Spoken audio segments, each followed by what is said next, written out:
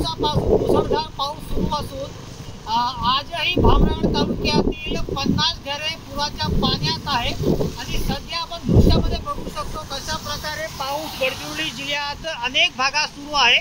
गडचिरोली जिल्ह्यातील गडचिरोली असो की आरमोरी किंवा भामरागड, चामोर्शी, धानोरा, कुरखेडा अशा अनेक भागात जे आहेत ते पाऊस सुरू आहे आणि गडचिरोली जिल्ह्यातील हे जे भाग आहे या भागातही सध्या जोरदार पाऊस सुरू आहे आणि गडचिरोली आरमोरी नागपूर राष्ट्रीय महामार्ग काही तासात बंद होण्याचे चित्र आहे, कारण की पुन्हा दुसऱ्यांदा पूर परिस्थिती गडचिरोली जिल्ह्यात उद्भवत आहे आणि गडचिरोली जिल्ह्यातील गडचिरोली चामोर्शी हे मार्गही बंद होण्याच्या परिस्थितीत आहे आणि गडचिरोली जिल्ह्यात नागरिक त्रस्त झालेले आहेत।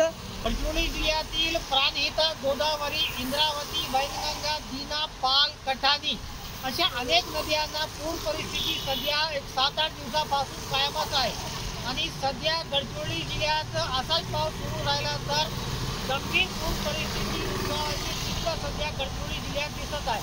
कॅमेरामॅन जीवन कुमार सोबत एमडी इरफान, TV9 गडचिरोली।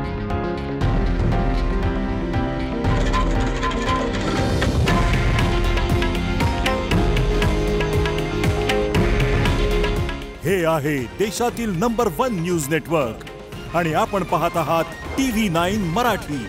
काळजी तुमची, हित महाराष्ट्राचं।